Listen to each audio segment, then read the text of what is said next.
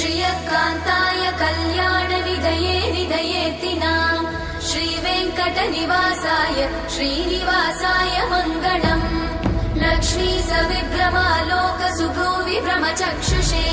चक्षुषे सर्वलोकानां वेङ्कटेशाय मङ्गलम्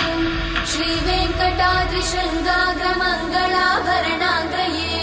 मङ्गलानां निवासाय श्रीनिवासाय मङ्गलम्